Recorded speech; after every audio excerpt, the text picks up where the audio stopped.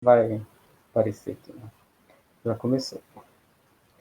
Já dá para compartilhar o link? Se apareceu aí na sua página, sim. Vê se Tá, ok. apareceu aí.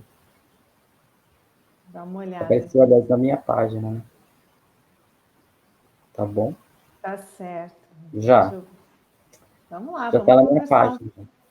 Tá bom? Já está na sua página? Deixa eu entrar Já. aqui na sua página. Tem Pode alguns compartilhar. amigos que querem, talvez podem É, querer mandar pergunta, alguma coisa, né? claro. E aí a gente compartilha aqui com o pessoal. Então, boa noite, pessoal. Estou aqui hoje com a professora doutora Maria Elisa Nogueira, professora da Universidade Federal de Alfenas, Minas Gerais. A Maria Elisa, ela é formada em pedagogia pela Unesp de Marília, mestre em educação também pela Unesp de Marília e doutor em educação também pela Unesp de Marília.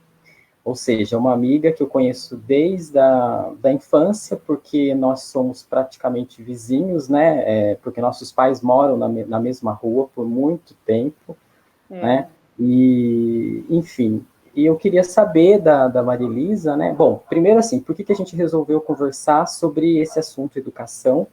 É porque é um tema que ganha importância e relevância nesse momento atual que nós estamos vivendo, que é um momento de pandemia, né, que atinge o nosso país, já atingiu várias regiões do mundo e agora vem se expandindo pelo Brasil, e principalmente aqui pelo interior do estado de São Paulo. Né? É preocupante porque eu já começo a ouvir de pessoas próximas que perderam familiares já com esse vírus. Né? Então, isso já começa a causar uma certa angústia, né? De ver já pessoas próximas que a gente já conhece que estão perdendo a vida. Então, enfim, eu resolvi, como as escolas estão fechadas, né? Eu resolvi fazer essa conversa com a Maria Elisa, que é especialista nesse assunto de educação. Bom, eu queria saber, primeiramente, Maria Elisa, da onde vem essa sua vontade de estudar, né? Por que a pedagogia, por que buscar a educação, e uma coisa que eu percebi ao longo também dos meus estudos, foram assim, que amigos e amigas, né, que fizeram ser fã, sempre de alguma maneira se destacavam, né, principalmente na universidade. Então, eu queria saber que você falasse um pouco também dessa sua trajetória, né, dentro da educação. Tá certo, e vamos conversar um pouquinho sobre isso. Primeiro, né, obrigada de você me chamar para a gente ter essa conversa hoje. A gente está, né, vivendo um momento que eu acho que ninguém, né, estava preparado para o que nós estamos vivendo hoje. Demanda muita reflexão, muito debate, né, enfim, né, muita construção ainda, né, de uma elaboração de ideias aí, para a gente poder compreender um pouco o que está acontecendo e talvez propor alguma coisa, né? Bom, minha trajetória na educação, ela é antiga. Já faz um tempo que eu estou nessa caminhada da educação. Você lembrou bem, né? O Cefam, eu fiz o Cefam foi extinto, né? Mas era o Centro Específico de Formação para o Magistério, fiz aqui, né, em Itapetininga mesmo. Na época nós tínhamos, né, essa opção, né, de já no oitavo, na oitava série, né, do ensino fundamental, a gente podia ter aí, né, um ensino médio que já fosse com um caráter aí mais profissionalizante, e tínhamos essa opção do Cefam, né? E aí nós tínhamos, né, eu já gostava muito da escola, do universo, né, escolar, da educação, e então foi também uma oportunidade, né? Eu já venho, né? Estudei no ensino fundamental na década de 90, né? Já era um período em que a educação ela já estava, né, num processo de sucateamento muito grande, né? Então eu, como, né, nós não tínhamos na época, né, condições de pagar uma escola particular, né? a gente tinha, né, algumas dificuldades nesse sentido.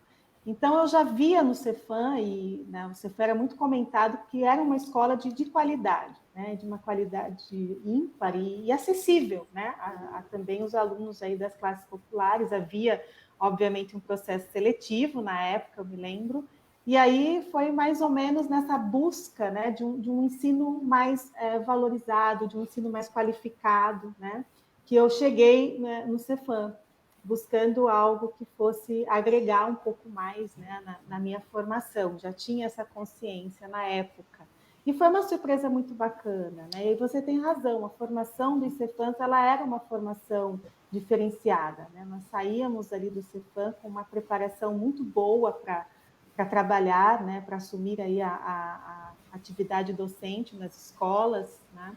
E já tínhamos horas de estágio e tudo mais, foi muito legal essa experiência. Aí, terminado o Cefam, já sabia que queria ser professora mesmo, mas pensava nas áreas ainda, não tinha muita ideia do que fazer, se eu ia fazer geografia, história, sociologia ou pedagogia, né? E aí acabei prestando vestibular em pedagogia na Unesp de Marília. Lá conheci outras, né, colegas e outros colegas que também haviam se formado no Cefam, ou seja, também já eram professores, né, e estavam também em busca de dar continuidade, né, a essa formação docente. E ali fiz toda a minha trajetória, né? Toda a minha trajetória acadêmica, ela se deu na Unesp de Marília. Então, lá eu fiz né, a minha graduação, né, a licenciatura em pedagogia, depois eu fiz o mestrado, fiz o meu doutorado também na área da educação. O ano passado eu finalizei um pós-doutorado, né, meu estágio pós-doutoral aqui na Universidade Federal de São Carlos, no campus de São Carlos mesmo, não aqui no campus de Sorocaba. E continuei, né, nesse trajeto, já ingressei na universidade, primeiro na universidade privada, trabalhei por bastante tempo na universidade privada na pós-graduação, formei já, né, tive algumas orientações já concluídas, né, de mestrado, e agora ingressei também, né, recentemente ingressei na Universidade Federal de Alfenas, né, ainda num processo bastante né, delicado, porque essas atividades remotas, né, a gente, então, estou iniciando essa minha inserção nesse universo, né, da Universidade Federal, embora toda a minha formação seja na Universidade Pública, então não me é um ambiente estranho, né, um ambiente que eu já estou bastante familiarizada e agora dar início a essa trajetória para continuar, né, nessa luta em defesa da escola pública, da educação pública de qualidade. Acho que é um pouco por aí que a minha trajetória, né, se marca aí nessa questão da educação.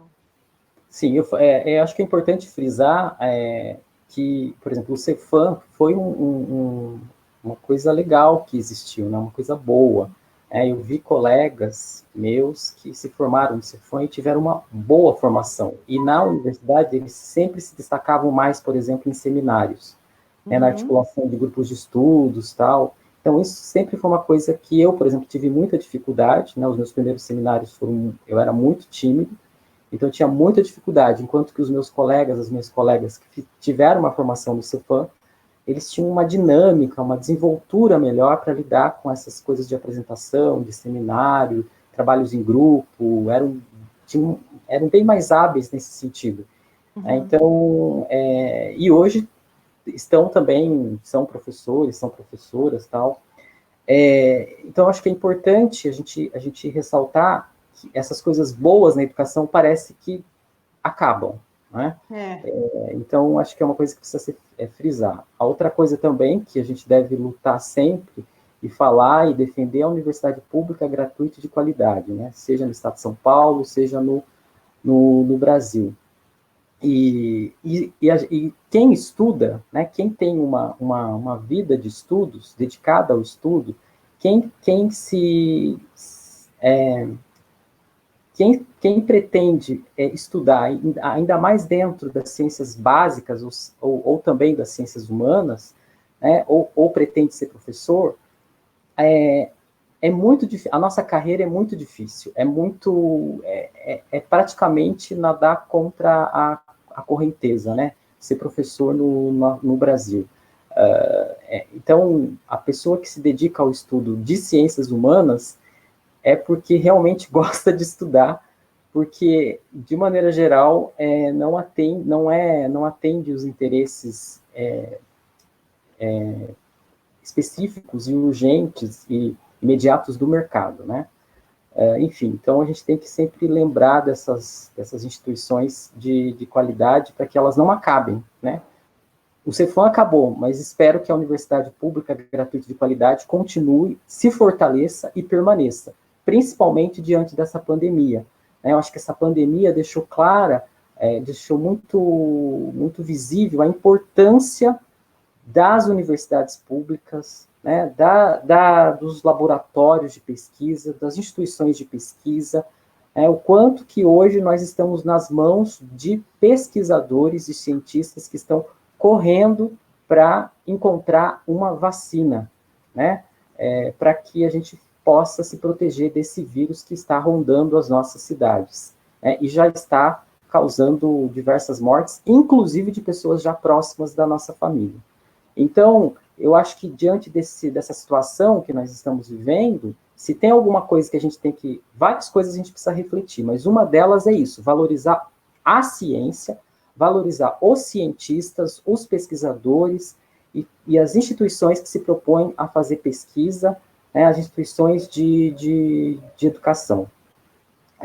Então, isso é muito importante, a gente retomar, né, esse fortalecimento da educação, da ciência e do conhecimento, porque é só através do conhecimento, né, que nós vamos conseguir ser, de fato, um país desenvolvido, né? Porque sem educação, sem ciência, sem tecnologia, nós vamos sempre ter um destino colonial diante de um mundo globalizado, né?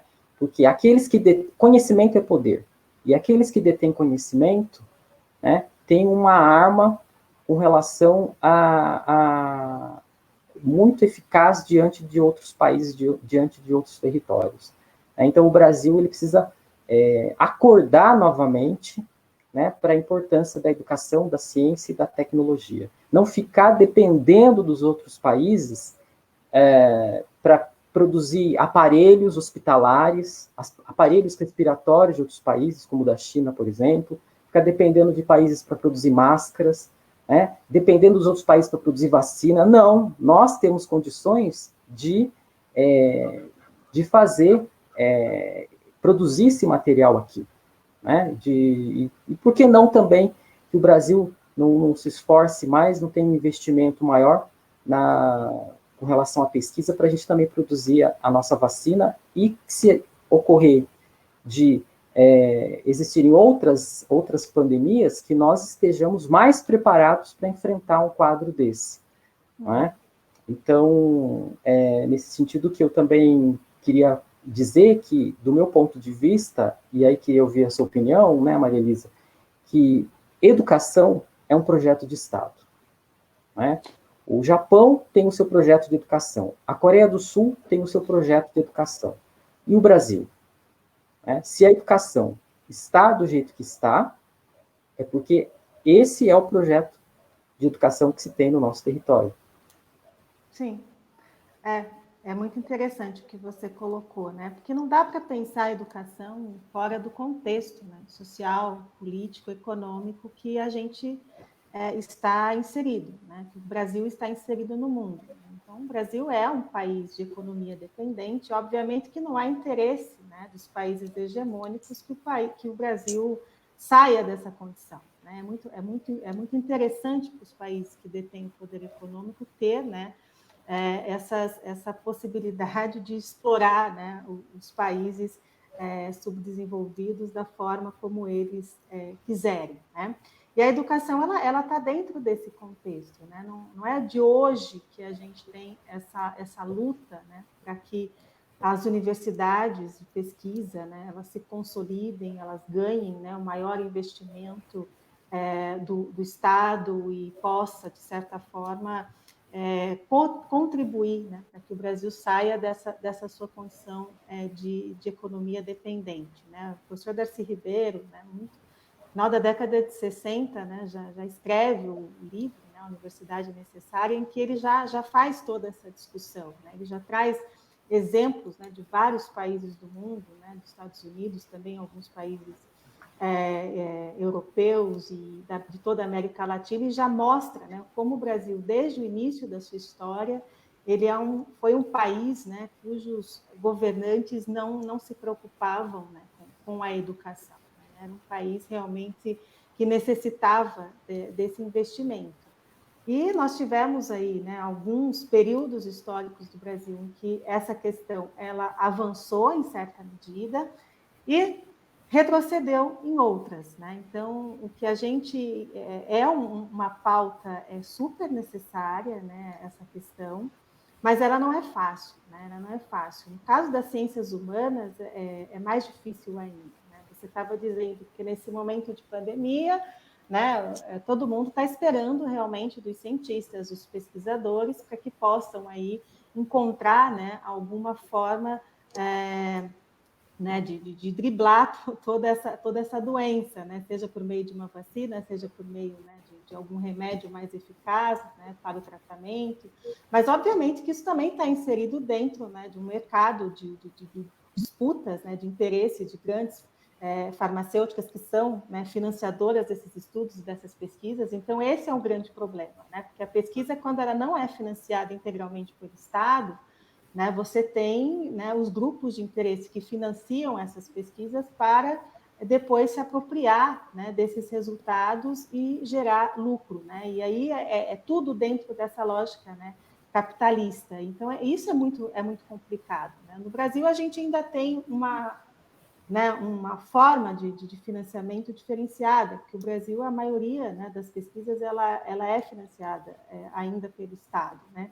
A gente está mudando isso, né? Já há todo o movimento dentro das comissões aí de pesquisa, de tentar incentivar, né, o financiamento privado aí das pesquisas, né? E, enfim, incentivando, inclusive, os docentes das universidades têm sofrido essa pressão, né, para a busca de financiamento externo. Isso tem pontuado até nas avaliações dos programas de pós-graduação brasileiros. Né? Então, quer dizer, existe esse movimento, né, também no Brasil, mas, por enquanto, né, a maior fonte de financiamento, né, das pesquisas no Brasil ainda ela é uma fonte de financiamento público. Né? Aí as FAPs, né, e também a CAPES, o CNPq, que são órgãos extremamente importantes. Mas o que a gente está vendo? A gente está percebendo que está tendo, né, uma super valorização nesse momento, né, das pesquisas das áreas exatas, das áreas biológicas. Né? E aí as ciências humanas vêm sofrendo um ataque muito pesado. Né? É como se nós não tivéssemos com o que contribuir, né? Como se as nossas análises elas não geram, né, riqueza imediata em termos de lucro. Eu estou falando em termos né, da riqueza nessa lógica capitalista. Né?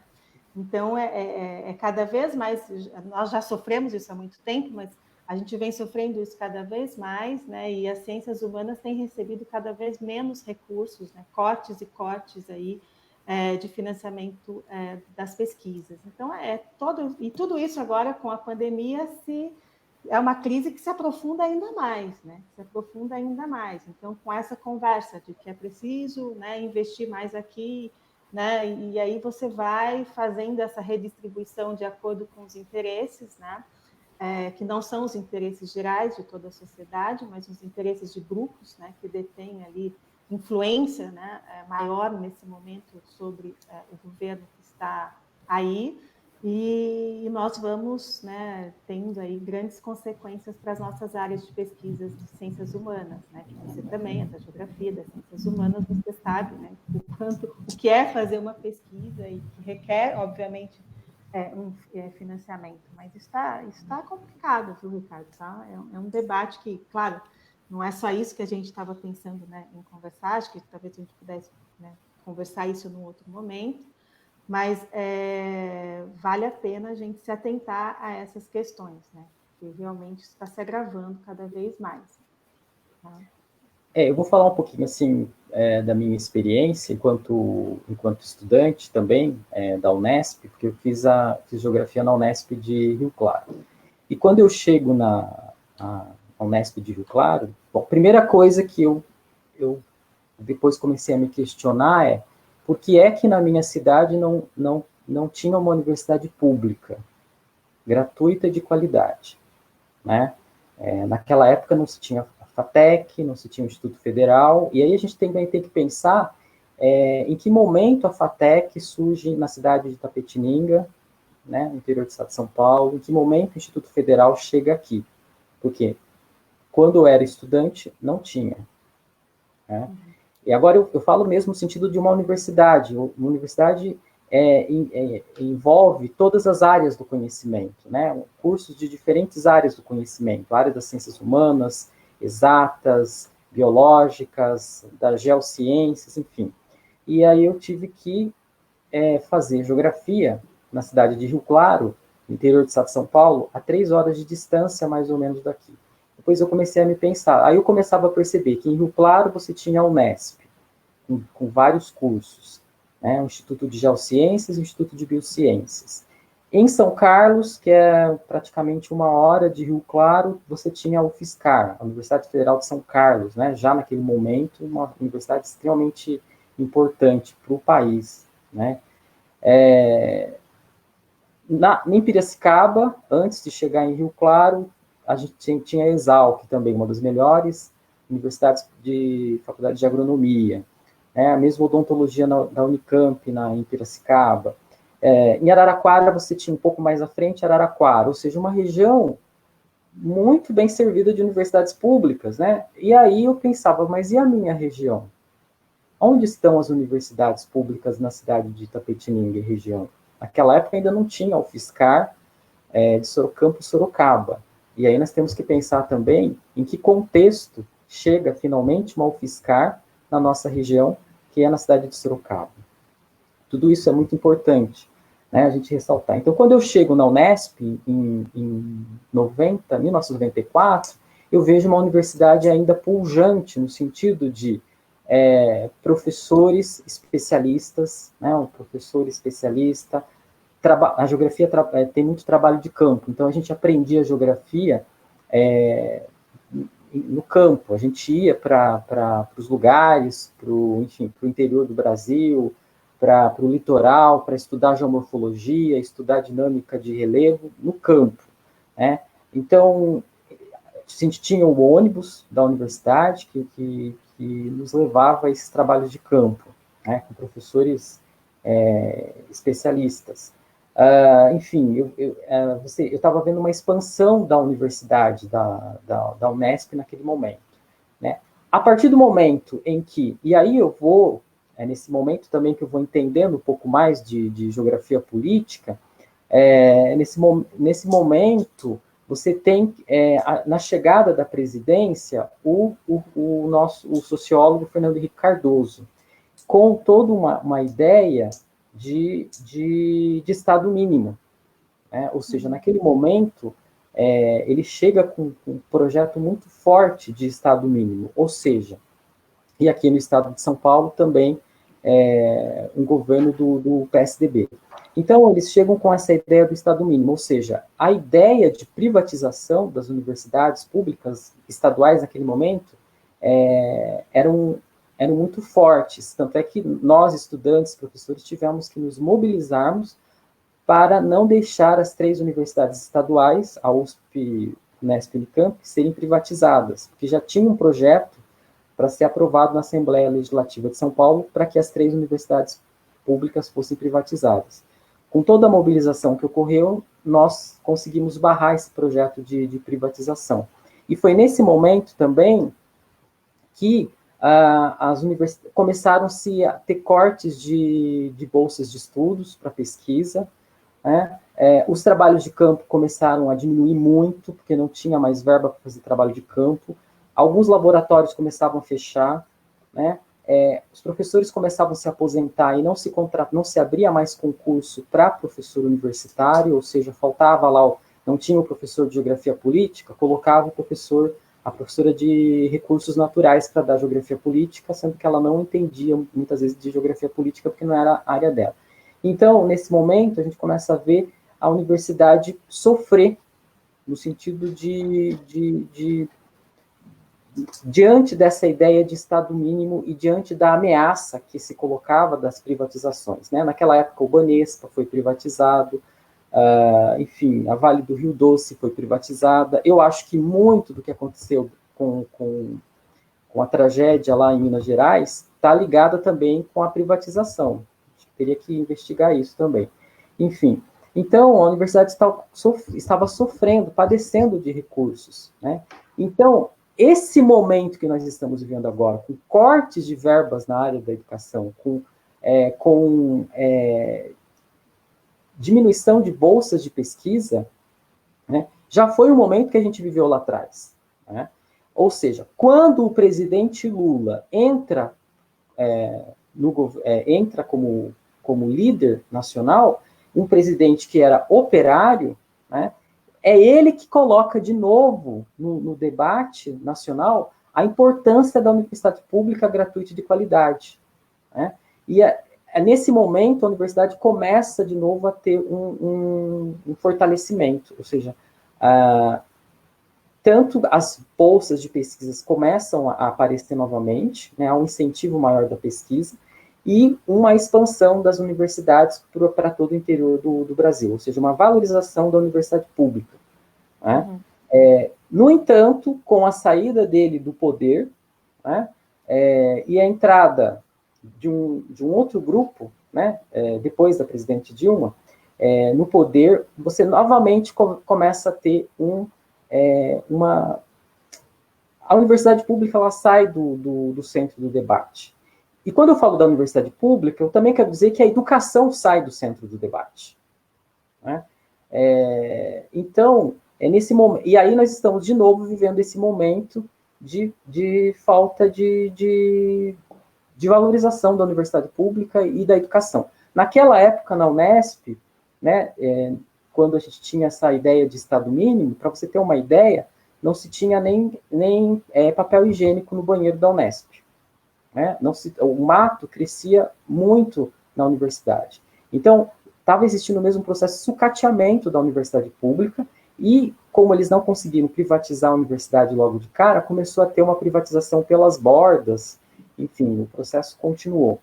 Mas, como eu falei para você, com a mudança de um grupo de políticos do poder, isso muda. Né? A educação volta de novo a entrar no centro do debate e começa a ter novamente uma valorização das pesquisas. Há a implantação de diversas universidades federais pelo Brasil, né? E também de institutos federais. Inclusive, aqui em Itapetininga chegou um instituto federal também.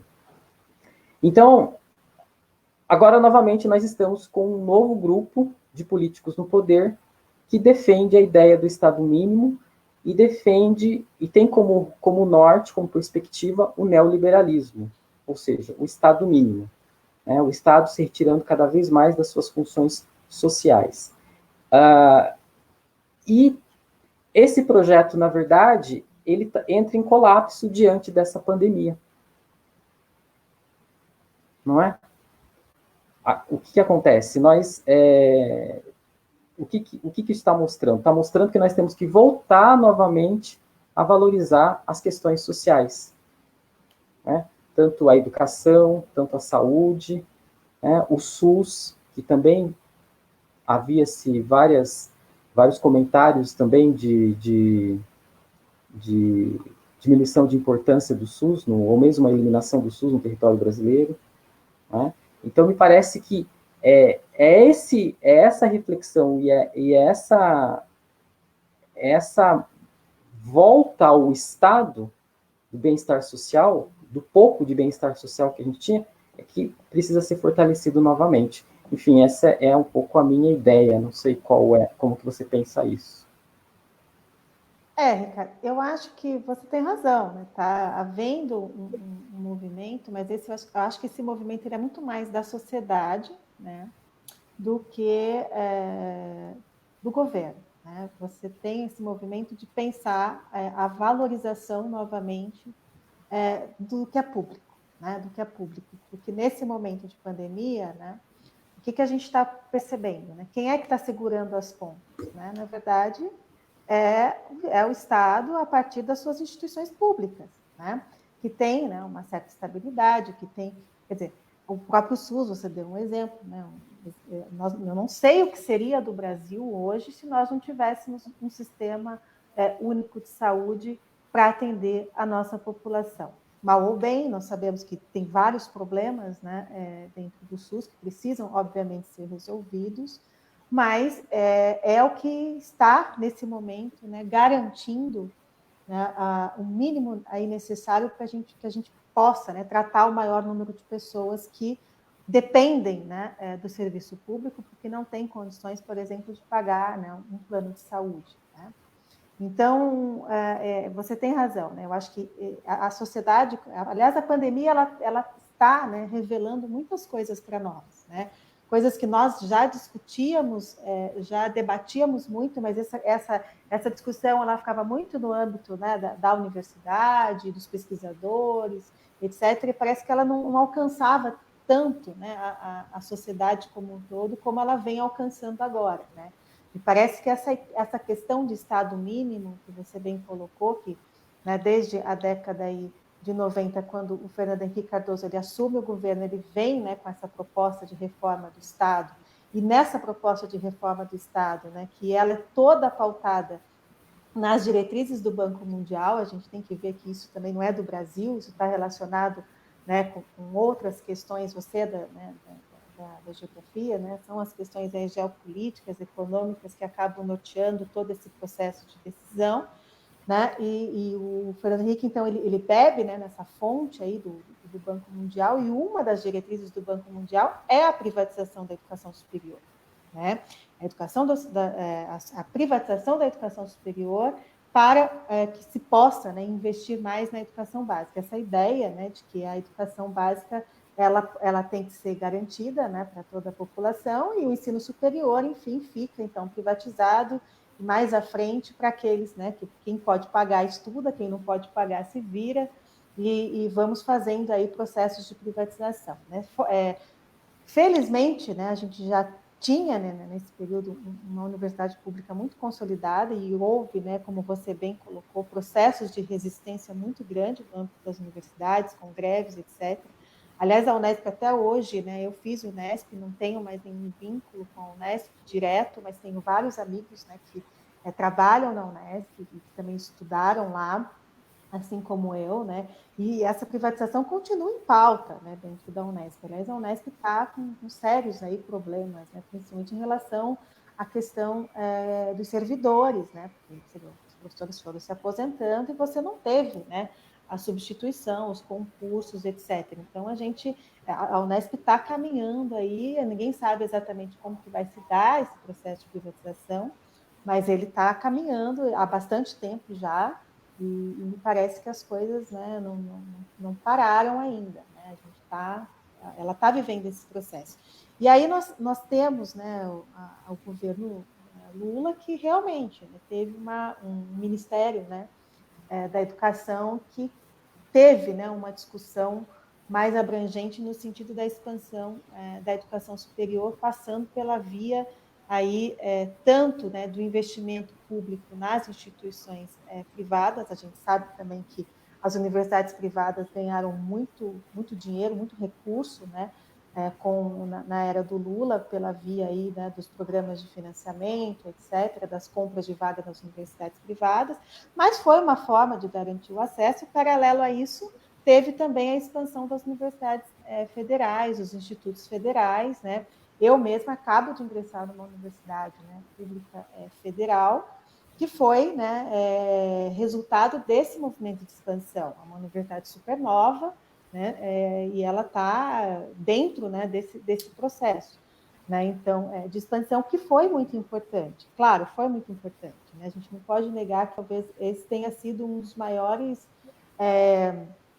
assim, ganhos, né, que a educação teve com o governo passado, que foi a questão da expansão das universidades, que garantiu, né, o acesso a passado não, né, porque houve o golpe, então antes ainda, né, da Dilma, Lula, o governo petista, né, que garantiu o acesso de muita gente, por exemplo, das camadas populares que não tinham acesso à educação superior e passaram a acessar, né, essa importante, né,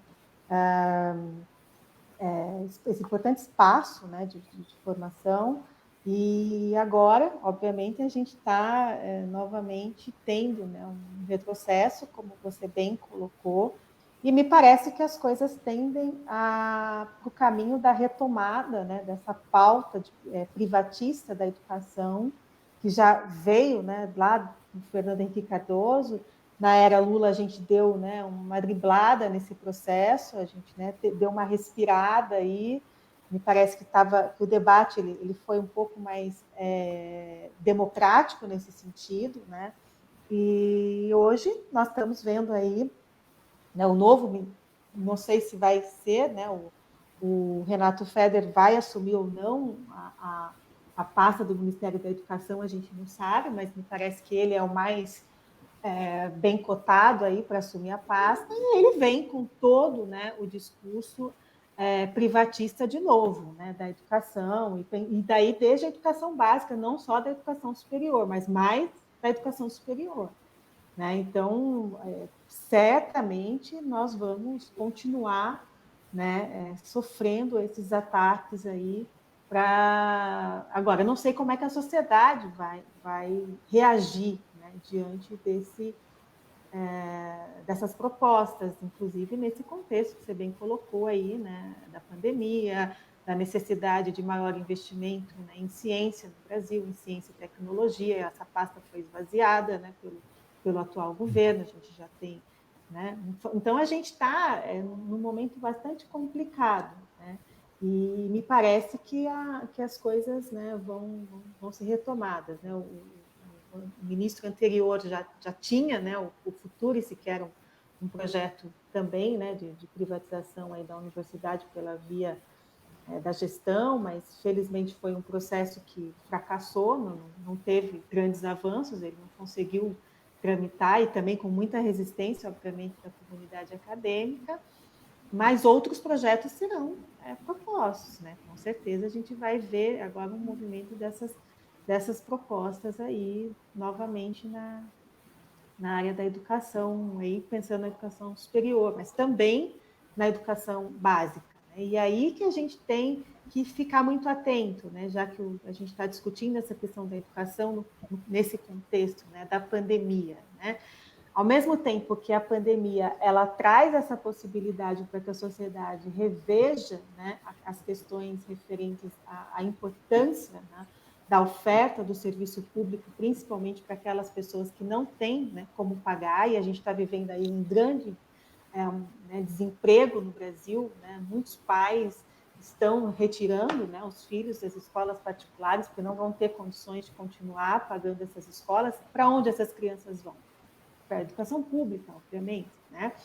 E aí a gente está, então, quer dizer, não sabemos como que a sociedade vai reagir, mas a gente já tem, né, propostas, né, de privatização, que, por exemplo, a questão que ele defende, né, dos vouchers na educação, a questão da substituição do ensino presencial pelo ensino, né, híbrido, e aí contratando aí as grandes empresas que acabam sendo aquelas que vão, vamos dizer, né, confeccionar os materiais e as mídias para as escolas. E aí a gente vai vendo, né, esse movimento, e não sabemos como é que vai ficar a questão do professor, né, da escola pública, como a gente tinha antes da pandemia. Aliás, acho que nada voltará a ser como antes, né? Mas eu tenho certeza que os primeiros, né, a sofrer o ataque direto aí, a quem está na linha de frente somos nós, né?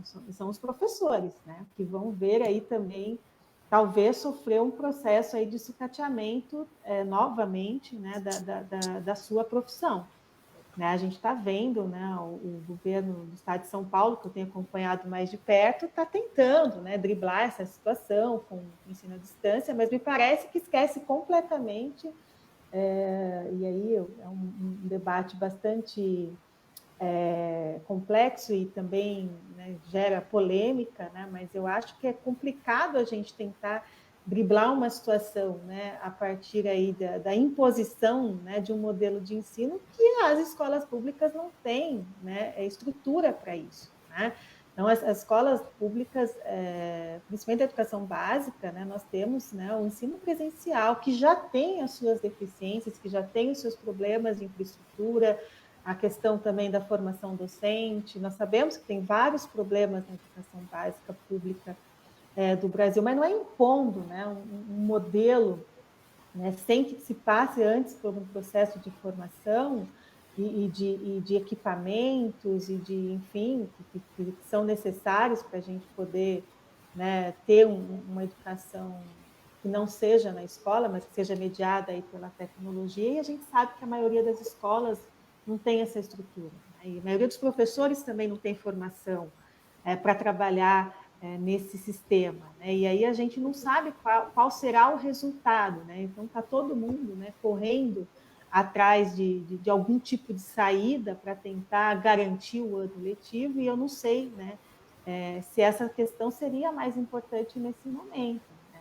E aí a gente sofre alguns riscos, né, para onde vai a educação, né? Quais serão as propostas, né, que este governo, né, que os governos, né, neoliberais, você pontuou bem, o Estado de São Paulo também tem, né, um governo aí que a gente sabe que tem essa linha, né, neoliberal, né, de pensar formas de privatização da educação e formas de transferir, né, para outros meios essa função tão importante, né, que é a questão do ensino presencial, né? E, então é isso, Ricardo, acho que vale a pena a gente aprofundar, né, essa discussão. Ninguém tem a resposta, né? Se você mesmo os pesquisadores, embora já tenham alguns dossiês aí temáticos nas revistas, né, publicando alguns artigos a respeito de análises, né, sobre o que nós estamos vivendo, qual seria o futuro da educação, é tudo ainda muito inicial, né? Nós não temos ainda, né, uma ideia. O que a gente sabe é que a gente tem, né, projetos já em andamento, né, que podem depois resultar num sucateamento ainda maior da educação, principalmente do professor, né, do professor. Então, a gente vai ter que tomar bastante cuidado com tudo que virá, né? Claro que a gente talvez não vai conseguir retomar, né, aquela escola antes da pandemia, né? Talvez a gente tenha realmente que rever alguns processos, que rever algumas questões, mas esse tipo de transferência, né, de um modelo para o outro, sem que haja, né, um amadurecimento, né, desse debate e um investimento muito grande, eu acho que a gente corre sérios riscos aí, né, de aprofundar ainda mais, né, as desigualdades que a gente já tem no campo da educação, né? Quer dizer, as instituições que têm mais recursos, né, vão-se, e aquelas que têm menos, e aí a gente aprofunda esse sistema de desigualdade. É bem complexo, mas vale a pena a gente debater sobre isso, né? Então, a questão da universidade privada ou da faculdade privada por exemplo, por exemplo, tenho, assim, uma outra área do conhecimento que eu gosto muito é psicologia, por exemplo. E a gente tem a faculdade de concurso de psicologia privado, mas eu não sei exatamente o valor de uma mensalidade, mas em conversas com alguns colegas, eu posso dizer que, por exemplo, a mensalidade de uma faculdade privada para cursar psicologia está por volta de R$1.000, não é? Então, Sim. quando se privatiza, quando as instituições são privatizadas, quem é que tem esse dinheiro para pagar um curso de 5 anos? Sendo R$1.000, por exemplo,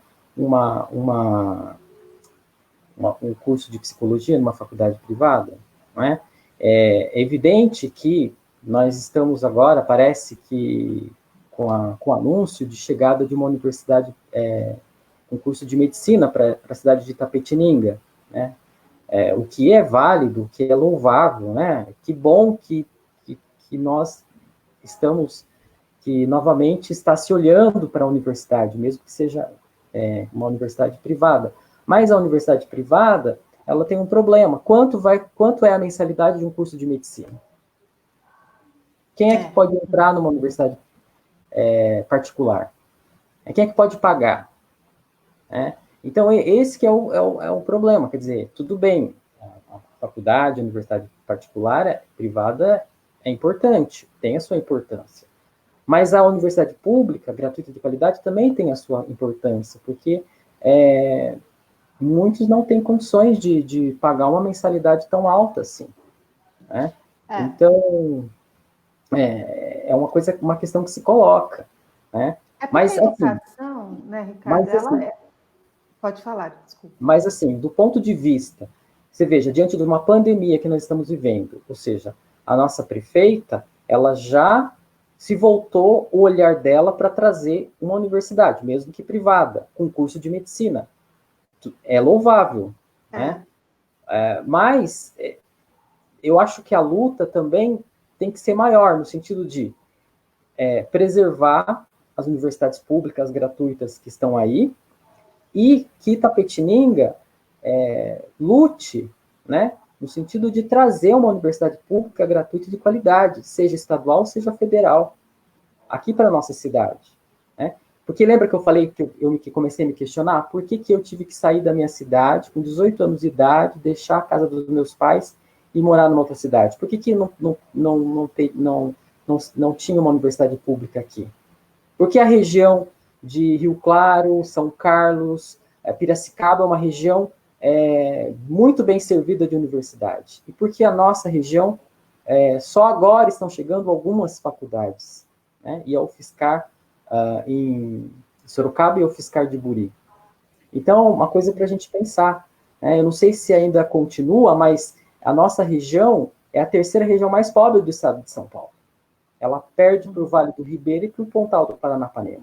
E uma universidade, em uma cidade, uma região, ela oxigena o ar intelectual de uma cidade. Ela traz cérebros, ela traz pesquisadores, ela traz cientistas, ela traz estudantes que querem estudar. Né? Então, ela dinamiza, ela potencializa os quadros políticos da cidade. Né? E ela também gera todo um mercado local. Né? Mas, principalmente, o fluxo de ideias que uma universidade pública traz é muito interessante. Ainda mais depois com a implantação das cotas. Né? Porque até então, também quando eu entrei em 94 na universidade, a universidade era inteira, ela era tomada por uma população hegemonicamente branca. Né? Foi também depois com a implementação das cotas para negros, para índios, que a universidade começou a ser mais colorida e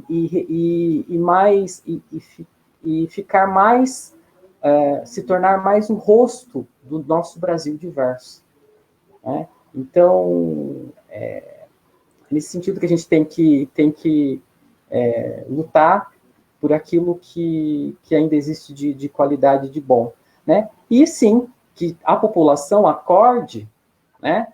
E saiba fazer uma discussão, uma reflexão em escolher líderes políticos que estejam de fato preocupados com a educação e com a saúde. Né? Quem está sofrendo hoje diante dessa pandemia? Os enfermeiros, as enfermeiras, as médicas e os médicos que estão na linha de frente dessa guerra contra esse vírus invisível. Né? Então tem que escolher realmente líderes políticos que vão conduzir a nossa cidade, que vão conduzir o nosso estado, que vão conduzir o nosso país, que tenham de fato um comprometimento com a saúde e com a educação. Né? Porque um problema da educação, Maria Elisa, é que muita gente fala de educação. Todo mundo fala de educação. Né? Muitos líderes políticos falam de educação, mas não conhecem a realidade da educação, não conhecem a realidade, o que é uma sala de aula, numa escola pública de periferia. Né? Não conhecem a realidade escolar de uma grande escola num bairro periférico de uma cidade, por exemplo.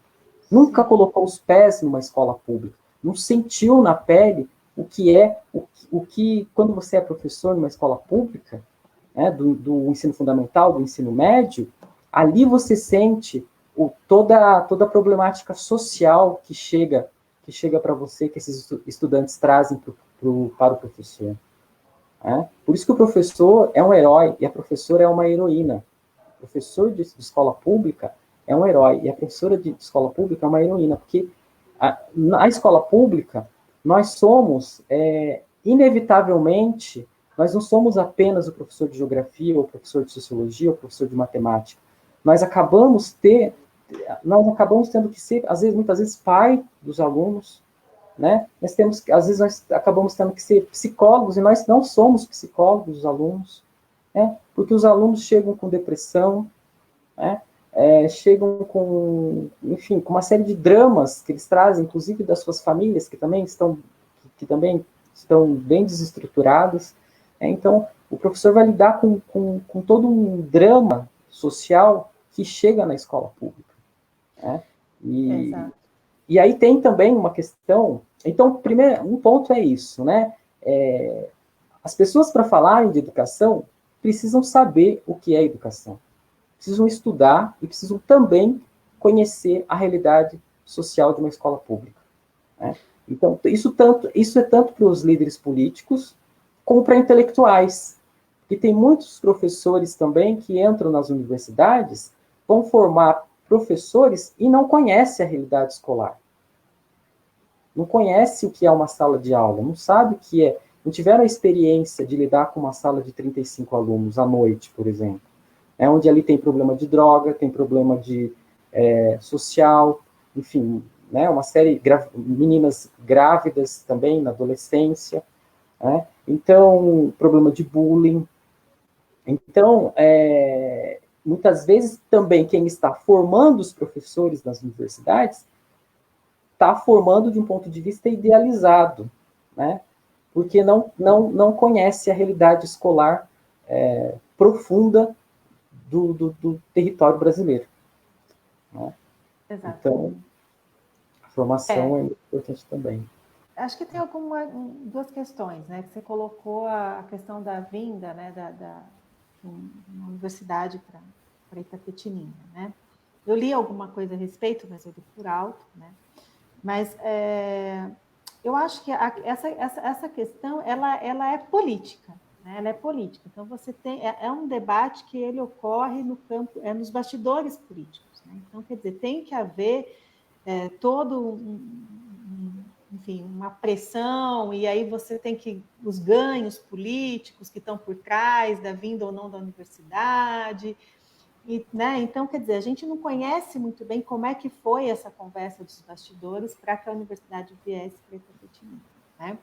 Então, a gente eu pelo menos não acompanhei esse debate, como que foi essa questão, porque, por exemplo, a medicina, eu acho que foi acertado, né? Porque a Itapetininga, né, precisa, né, de um respaldo nessa área da saúde. Eu acho que uma das grandes fragilidades que a gente tem em termos de atendimento público Itapetininga é a questão da saúde. Está muito, né, a gente sofre isso, a gente percebe isso, né, e principalmente as camadas mais populares, né, as pessoas mais humildes que dependem, né, do serviço público.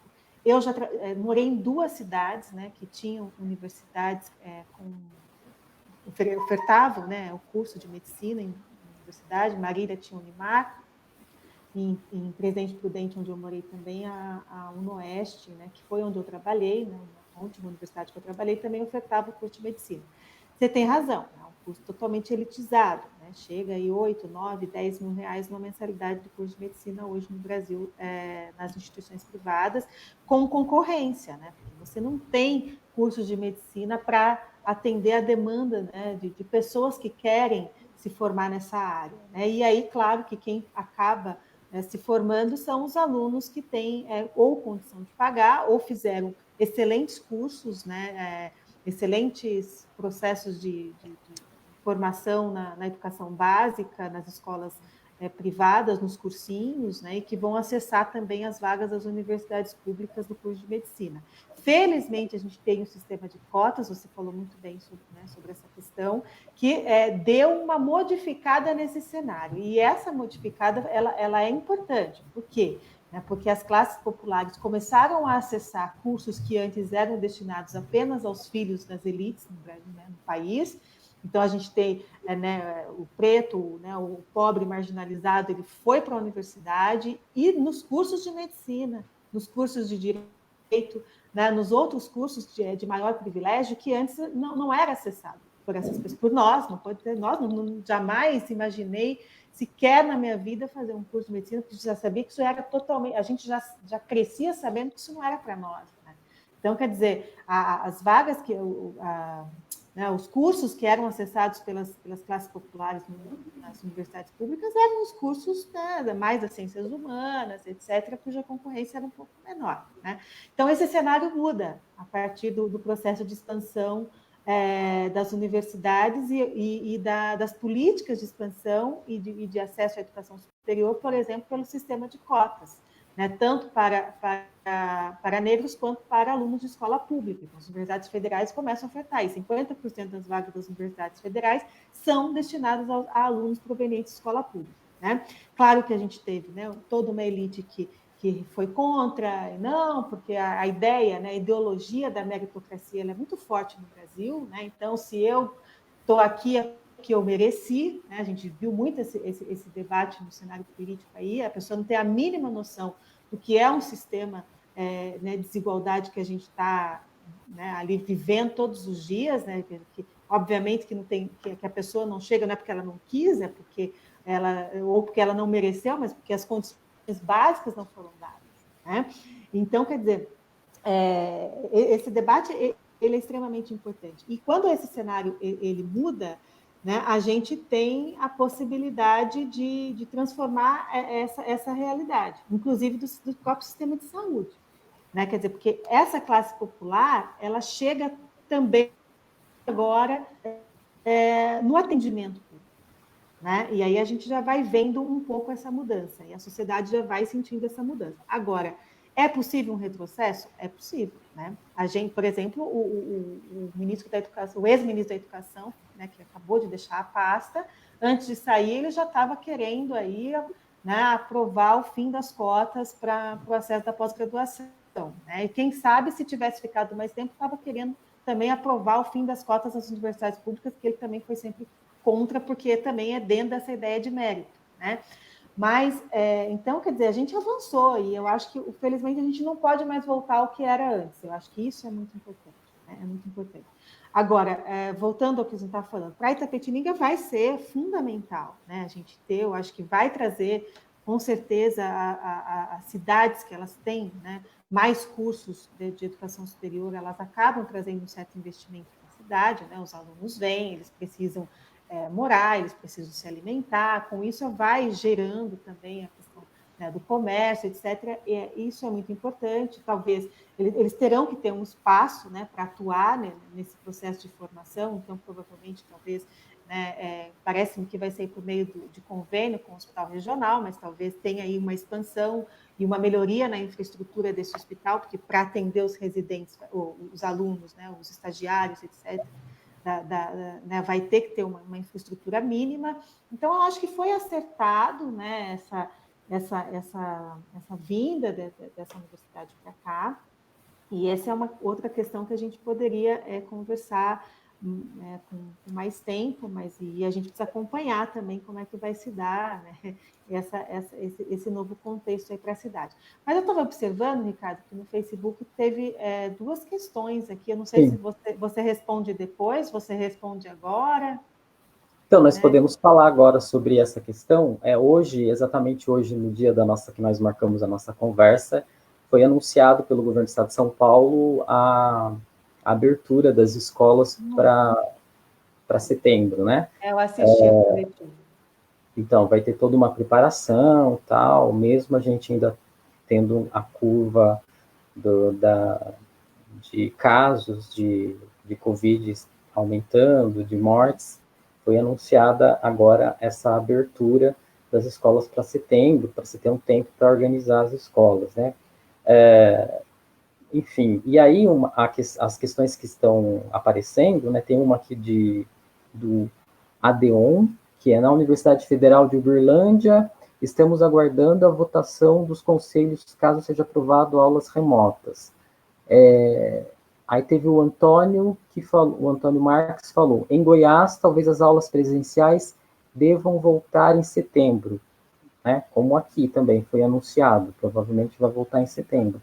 Porém, em forma de rodízio com os alunos, aqui também, vai começar com 35%, no estado de São Paulo. O que vocês acham sobre, com relação ao processo de ensino-aprendizagem, até que ponto isso é válido? Aí entra essa discussão, né? Diante dessa pandemia, os alunos, as alunas estão tendo aula à distância, né? Pela internet, né? Eu conversei com o Rafael Straforini, que é professor de ensino de geografia da Unicamp, coordenador da pós-graduação lá. Ele comentou na outra live, no outro vídeo, que há uma diferença entre o que está sendo feito agora, né, assim, meio que de última hora também, em função dessa pandemia, né, não houve tempo nem do governo se organizar, né, porque, enfim, mas o que é realmente o ensino à distância, né, tem toda uma metodologia para se dizer o que é o ensino à distância, né. Então, aí essa é uma questão colocada mesmo. Aí vamos pensar a nossa realidade aqui do estado de São Paulo, né? A questão dos alunos, das alunas estão tendo aulas pelo celular, enfim, pela internet. Aí tem os alunos, as alunas das escolas particulares, né? Que é uma outra realidade, e os alunos, as alunas das escolas públicas, sabendo que vários desses alunos vão prestar o Enem, né, e que existe uma desigualdade socioespacial no nosso território com relação a isso, né, e tem aquela discussão, né, enfim, diante dessa circunstância de que quem está tendo aula à distância, enfim, quem é que vai ter mais condições de estar preparado para o Enem? Está tendo até uma votação, né, para os alunos, para as alunas escolherem qual é o melhor dia, a melhor data para se realizar o Enem. Se vai ser em janeiro, em maio, dezembro, janeiro, maio, eu até anotei aqui, enfim. Daí, tem uma coisa assim, que eu já coloco de educação à distância, eu acho importante a educação à distância, se ela tem um método, uma metodologia adequada, tal, mas eu fico sempre um pouco com aquela questão, né, também, da educação à distância. Hoje se forma um professor, né, de geografia, de biologia à distância, né, com algumas aulas presenciais. Quer dizer, e professor para mim é uma coisa sagrada. O professor, a professora são seres, do meu ponto de vista, sagrados, assim, porque eles vão estar lidando com as crianças, enfim, com o futuro do nosso país, né? Agora, se você forma um professor à distância, então quer dizer que você pode também formar um médico à distância? Essa é uma outra questão que eu sempre me faço, né? Enfim, são algumas coisas para a gente pensar também, né? A educação à distância, ela foi, né, pensada nesse processo aí de expansão, até de acesso, de facilitação do acesso à educação, pensando nessa perspectiva do direito à educação. Então, a gente tinha aí as teleaulas e os materiais que eram produzidos para que pessoas que não tinham, né, acesso a cursos, né, profissionalizantes, cursos de superior, então, né, em algumas regiões do Brasil, em que não, enfim, né, tinha algumas dificuldades, então se pensou, né, a modalidade à distância, mas não para substituir o ensino presencial. Né? Essa que eu acho que é o grande debate que precisa ser traçado. Né? Eu acho que é uma modalidade, né, válida dentro da educação. Eu já atuei em cursos à distância, né, muito bem equipados, inclusive, em que os alunos, né, podiam, por exemplo, alunos que não podiam. Você acabou de falar, né? Eu tinha que viajar 3 horas para poder tive que morar fora, lá em Rio Claro, provavelmente você tinha que ter a sua moradia, você tinha que se alimentar, quer dizer, alguma condição mínima a sua família teve que ter para te manter estudando nesses anos que você fez a Unesp, né? Tem pessoas no Brasil que não têm essa possibilidade, é zero essa possibilidade de sair da sua casa, de se deslocar da sua casa, deixar o seu trabalho, né, para poder estudar, se aventurar numa outra cidade, enfim, né? Tem pessoas que fazem isso, você tinha antes, né? Foi criado, né, a questão do auxílio estudantil justamente para que esses alunos pudessem estudar, mas nunca foi para todos, né? Sempre foi uma camada muito pequena da sociedade brasileira, desses grupos, né, da sociedade com menor poder econômico, né, que acessaram essas vagas, né?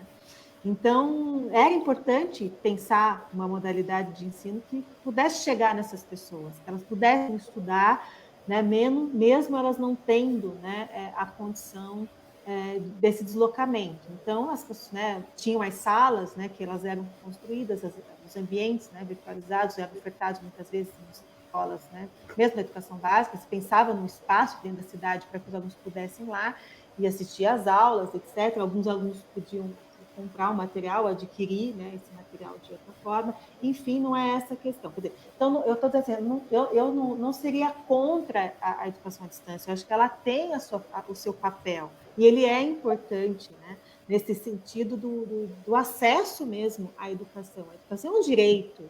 Né? A questão é que quando a educação ela passa a ser vista como, né, um produto, aí a coisa muda. Né? Aí a coisa muda. Né? Então, quer dizer, essa questão de pensar que a EAD vai substituir o presencial, e aí fica nessa discussão, e o seu amigo que conversou com você tem toda a razão, né? A educação à distância é uma coisa, ensino remoto é outra. O que a gente está vendo aí é uma forma de manter, né, o aluno estudando, mesmo ele não podendo estar presencialmente na escola. Né? Mas qual a estrutura que a gente tem para isso? Né? Esse aluno não está preparado para isso, o professor não está preparado para isso, e outra, né? Você tem muitos professores que estão em casa também, não estão indo para a escola, mas são professores, o salário dos professores no estado de São Paulo, né, é um salário baixíssimo. Quer dizer, esses professores não têm empregada doméstica em casa para assumir as atividades domésticas enquanto ele vai ficar nas aulas remotas com os alunos, não tem uma pessoa que vai ficar com os filhos, quer dizer, eu imagino, né, a saturação, né, desse professor, que ele está em casa, cuidando dos filhos, cuidando de tudo, porque ele está em casa, né, e ele não tem um ambiente adequado para que ele possa ter, né, realizar esse trabalho, né, mas ele está sendo, né, obrigado, né, no momento em que dessa sociedade, que a gente não pode parar, né, essa ideia de que o tempo, né, ele tem que ser sempre administrado, sempre controlado, sempre produtivo, né, e isso vem de uma mentalidade, de uma ideologia capitalista, em que as pessoas elas são máquinas que têm que estar trabalhando e produzindo o tempo todo, né, no momento em que era para que, né, o Estado desse um subsídio mínimo para que as pessoas ficassem em casa, né, ficassem em casa cuidando da sua família até que essa onda passe, né, e aí sim, nesse processo, né, que todo mundo, né, os especialistas intelectuais e o próprio Estado, as secretarias se reunissem para pensar, né, formas de mediar essa situação, né, mas as coisas vão sendo feitas nesse atropelo, né, e aí muita coisa vai se perdendo nesse processo, né.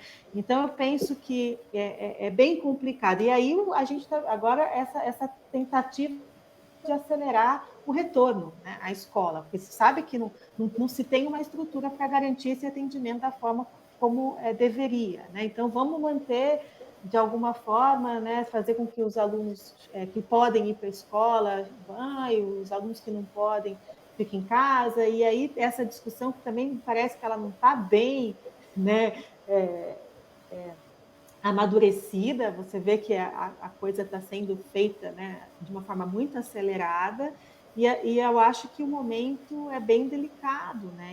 Por exemplo, não sei se os pais terão confiança para mandar os filhos para a escola em plena pandemia, né? Essas crianças que vão para a escola podem se contaminar, depois volta para casa, pode contaminar a família, quer dizer, não é o momento para a gente estar discutindo o retorno agora, né? O momento é da gente estar discutindo, né, o que fazer para que essa curva realmente né, comece a baixar.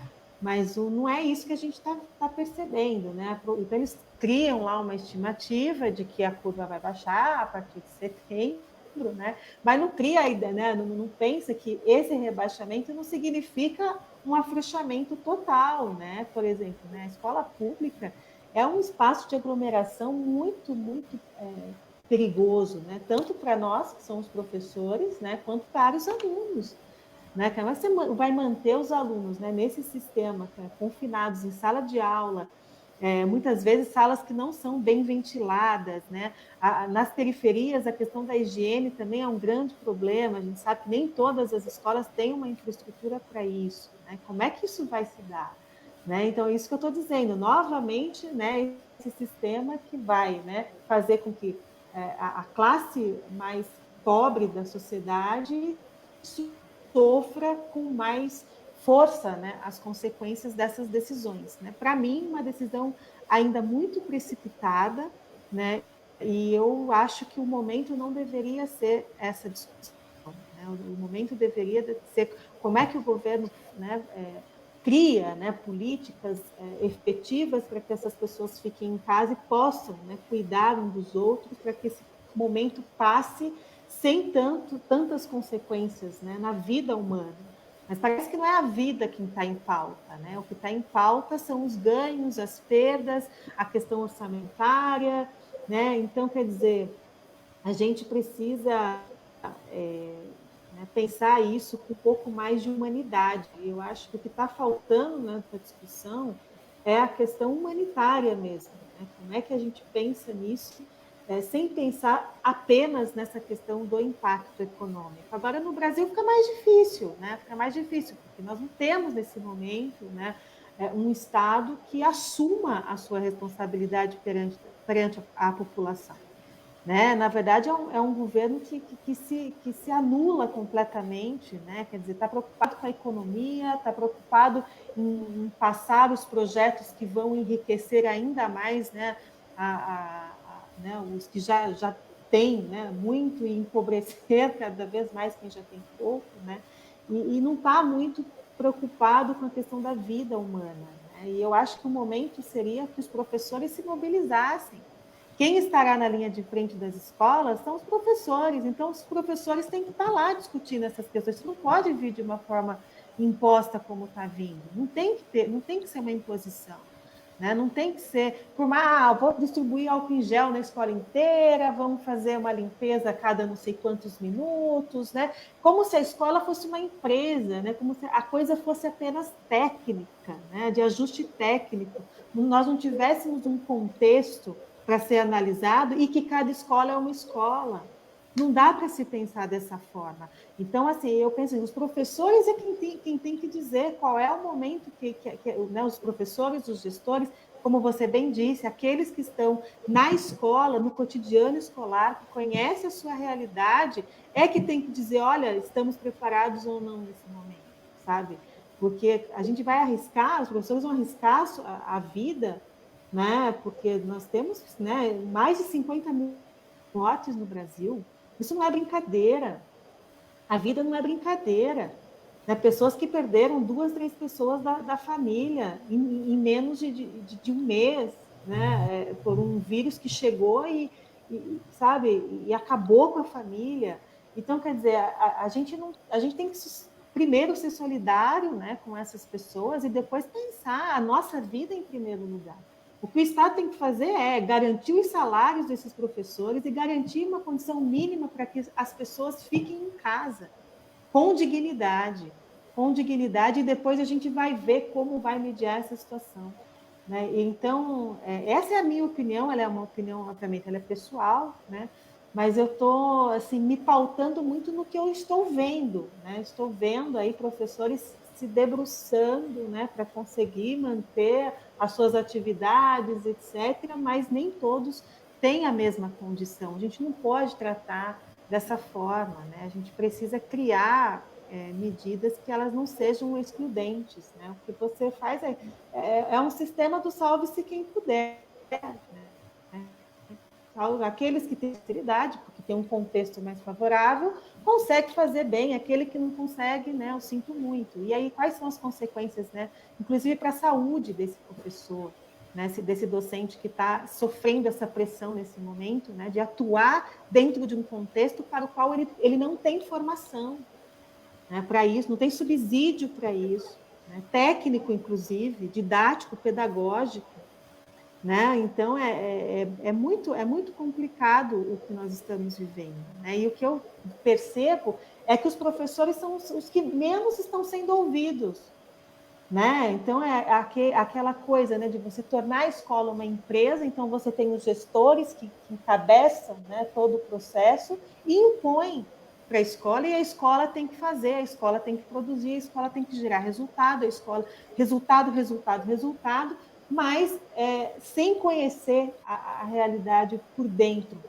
Então, eu acho assim, é o momento da comunidade escolar, dos professores se reunirem e fazerem frente a esse movimento. A começar a falar, começar a discutir, né? Quer dizer, as associações, né, de professores, elas têm que ter, os sindicatos, tem que ter essa discussão, tem que ter essa discussão. E não tentar, né, vamos salvar o ano letivo, custe o que custar.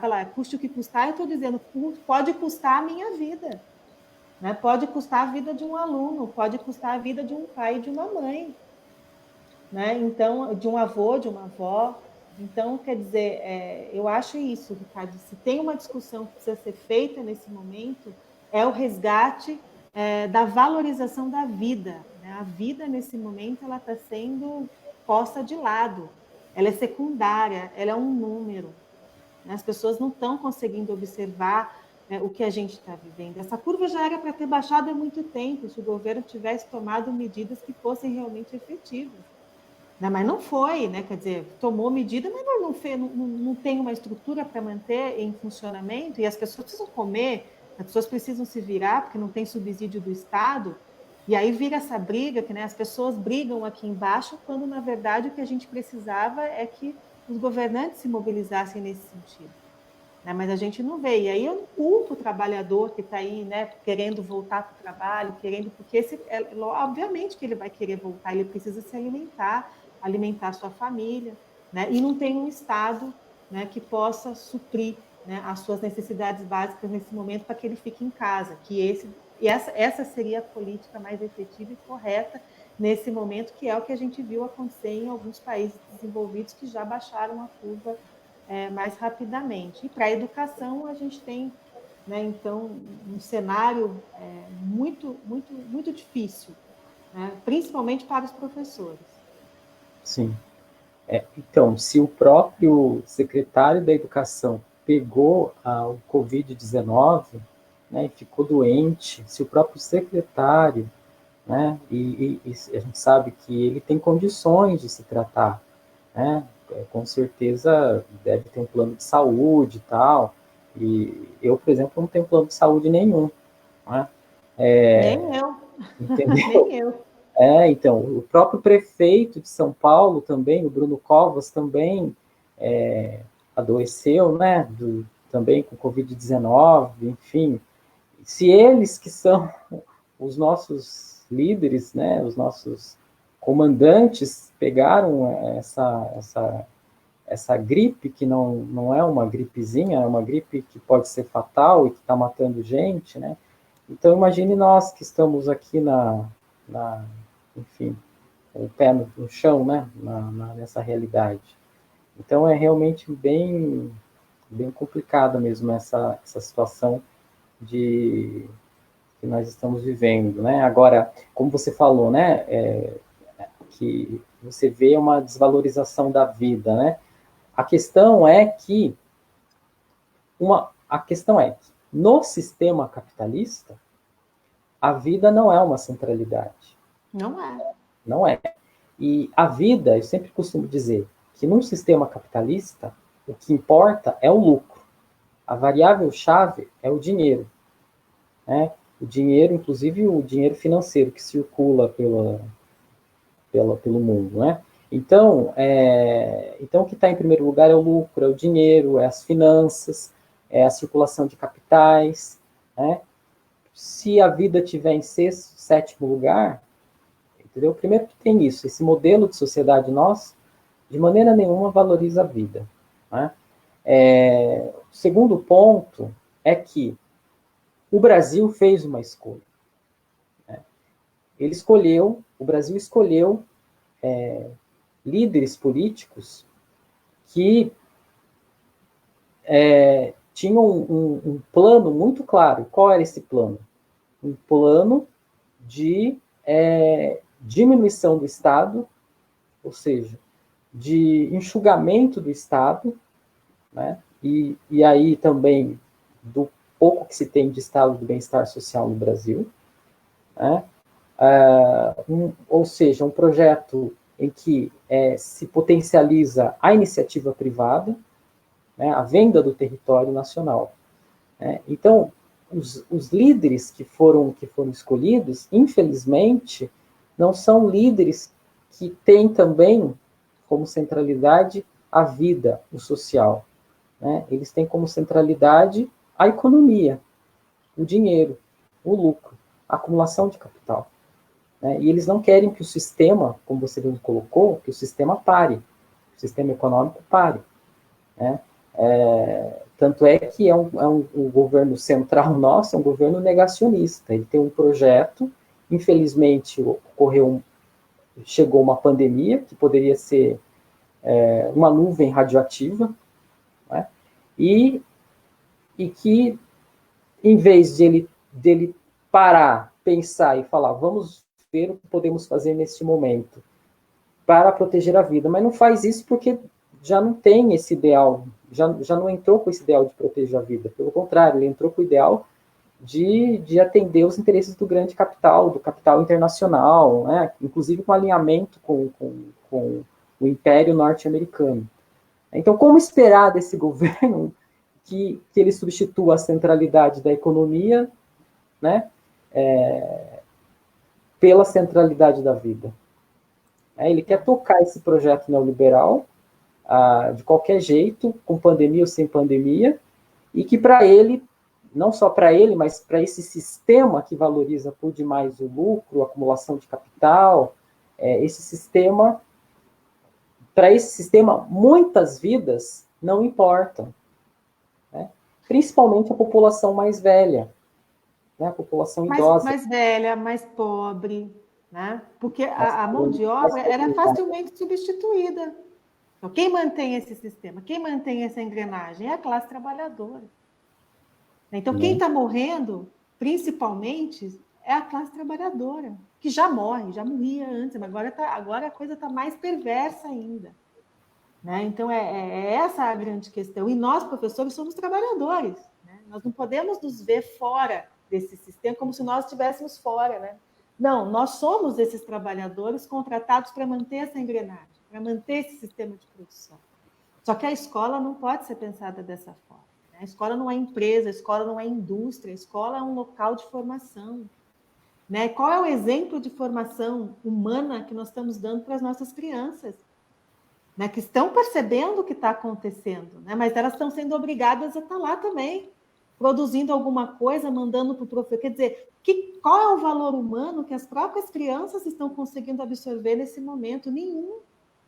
A vida dela, o tempo dela, né, vale menos do que a tarefa que ela tem que postar naquele sistema no momento em que o professor vai estar lá corrigindo e dando a sua devolutiva. Né? Quer dizer, e muitas crianças já estão sofrendo, né, enfim, essa pressão, já desde a infância. Né? Quer dizer, justamente pensando nessa escola, né, que vai formar e condicionar as pessoas para esse sistema que chamam, né, de resiliência. Né? Mas calma lá, que resiliência que é essa? Vire-se, né? Faça o que tiver possível, o que for possível, mas mantenha o sistema funcionando. Mas sistema funcionando para quem, para quê, para onde? Né? Então, essa uma preocupação que eu tenho, né? Quando eu vejo que a própria escola não está dando esse exemplo. As crianças percebem, os alunos percebem. Não é o momento agora, né, da gente salvar o ano letivo. O ano letivo já está perdido, gente. O ano letivo já está perdido, de certa forma. A gente tem que olhar para a realidade e ver o que nós podemos fazer nesse momento para salvar as pessoas, para que as pessoas morram menos, para que as pessoas adoeçam menos. Né? E aí, claro, quando tudo isso passar, a gente vai ver quais serão as consequências e o que a gente pode tirar de positivo e de negativo. Né? Porque sempre, né, em tudo que ocorre, a gente tem experiências que podem trazer também coisas positivas. Né? Mas o que eu estou vendo com bastante preocupação é essa pressa, né? Essa pressa para que o sistema se mantenha operacional, né? Quando, na verdade, a gente não tem estrutura para isso. Sim. Antes da pandemia, né, já havia uma sobrecarga em cima dos professores, das professoras. Né? Antes dessa pandemia, muitos professores, muitas professoras já estão sobrecarregados, com problemas de saúde, enfim. Né? É muito assim, a culpa sempre é muito colocada em cima do professor, da professora, como se o professor fosse o Superman e a professora fosse a Mulher Maravilha, né? E não é, né? Não é. Porque as condições de trabalho são extremamente complicadas, né? Para não dizer, às vezes, até insalubre, enfim. Então, imagine agora a situação desses professores, dessas professoras que já tinham uma certa exaustão, né, nesse contexto de pandemia, né, tendo que enfrentar esse ferramental tecnológico. Né? Fico muito pensando nisso também, e o que vai ser com relação a realmente essa reabertura. Né? Tem mais algumas coisas que eu gostaria de conversar com você, mas aí não sei se o que você acha, tal. Você, por exemplo, trabalha com a parte de avaliação, né, com o sistema de avaliação, enfim. Você poderia falar um pouco sobre isso, essa questão da avaliação, e também o que está acontecendo com o Fundeb? Se você está Tá. por dentro dessa discussão? Sim. Bom, a questão da avaliação, ela entra também nesse contexto de agravamento disso que a gente está vivendo, né? Porque a gente tem, as escolas, elas acabam querendo, né, competir nessa posição dos rankings da educação que aí acabam sendo produzidos pelos sistemas, né? E isso é uma deturpação do que deveria ser, de fato, um sistema de avaliação. Claro que não dá tempo da gente discutir isso em profundidade, né? Mas a gente sabe que isso está, né, dentro dessa lógica, né, de produtivista da educação que eu tô tentando, né, descrever aqui um pouco e colocar até um pouco esse meu desabafo diante disso que eu estou vendo. Né? Então, o sistema de São Paulo tem, né, eu estudo o sistema de avaliação, mas agora eu estou estudando mais o sistema de avaliação na educação superior, mas já estudei também o sistema de avaliação na educação básica, que é justamente o enrijecimento, né, da escola dentro de um sistema, né, de conteúdos aí que vão sendo cada vez mais engessando, né, o currículo dentro de umas propostas que não são pensadas pela escola, pelo professor, que não tem autonomia nenhuma, além de treinar os alunos para essas avaliações, para gerar algum tipo de resultado e colocar a escola no ranking. E no estado de São Paulo, né, com o que nós vivemos há um tempo atrás com a questão do bônus escolar, né, do que os professores recebem, né, tendo em vista aí o desempenho dos alunos nessas avaliações, também é um grande problema, né, um grande problema. Então, um pouco isso, né, que eu estudo os impactos dessa avaliação na gestão da escola, no trabalho pedagógico do professor, né, na sala de aula, nos alunos, é um pouco isso que eu tenho, né, estudado nos últimos anos aí de doutorado, de pós-doutorado, é um pouco isso que eu venho estudando. Mas nada mais é do que a transferência da lógica empresarial para a escola. Em termos bem gerais, é isso que a gente está vendo. A escola ela tem que produzir resultado, e como é que ela produz resultado? A partir, né, de testes que avaliam o desempenho do aluno, como se escola fosse língua portuguesa, matemática e nada mais. Né? A escola não é um espaço muito mais complexo de vivências e de formação, né? A escola é treinamento do aluno, enfim, para conseguir posicionar a escola num ranking melhor, e aí a ideia de que os professores recebam por isso, né? Então, nossa, a gente tem que salvar esse sistema, que talvez a nossa escola seja prejudicada na avaliação. Tem professor que está preocupado com isso, tem gestor que está preocupado com isso. Como é que agora eu faço, né? Como é que os alunos vão fazer a avaliação, né? O SARESP, como é que vai ser, né? Se a gente está aqui, não, a gente tem que continuar treinando os aluninhos, né? A gente tem que continuar. Enfim, né? É um pouco isso que eu estudo, Ricardo. Até me disponho, se um dia você quiser, né, um bate-papo sobre a questão dos sistemas de avaliação, acho que seria uma boa questão, né? A questão do Fundeb está aí, né, para ser votada esse ano agora, né? Acaba, né? O Fundeb ele tem sempre, né, um prazo, depois ele é revisto, ele é aprovado novamente, para aí ele fica mais um ciclo, né, e aí é o momento de rever algumas políticas aí desse redirecionamento dos recursos, né, enfim. E aí agora a gente tem vários projetos tramitando, né, a gente sabe que com esse contexto de pandemia, o grande problema é porque para aprovação do Fundeb, né, a gente precisa ouvir as bases, a gente precisa ter um debate muito amplo, muito profundo, com a comunidade escolar, com os especialistas da educação que estão sendo agora deixados de lado, e me parece que o grande risco é que se aprove, né, um novo Fundeb com regras, com novas regras que não foram devidamente discutidas nas bases, né, e por aqueles que compõem, né, as comissões aí que discutem efetivamente esse tema, seja na universidade, seja nas associações e nas campanhas que a gente tem aí no Brasil, né? A campanha nacional pelo direito à educação tem, né, grandes protagonistas aí desse debate, né? O professor José Marcelino de Resende, né? A gente tem o próprio Daniel Cara, que está aí sempre também discutindo essa questão,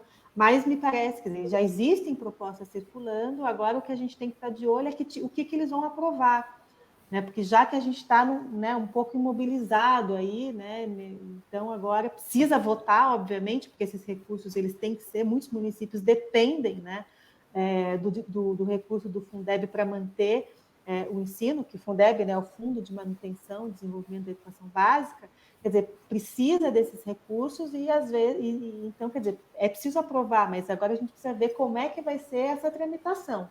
Então, o que né, as pessoas, os professores, os gestores têm que estar acompanhando é exatamente isso. Mas, diante desse contexto, a gente está vendo que esse debate, que deveria hoje estar aí no centro aí da questão da educação, porque sem recurso não se faz educação, não se garante o direito à educação, né? Mas a gente está um pouco preocupado, né, para saber como é que vai ser essa tramitação e essa aprovação. Eu sei que tem parece que 3 projetos aí, a gente tem várias entidades envolvidas, né, do Fundeb, mas me parece que eles estão querendo aprovar um que não foi devidamente discutido, né, com as bases.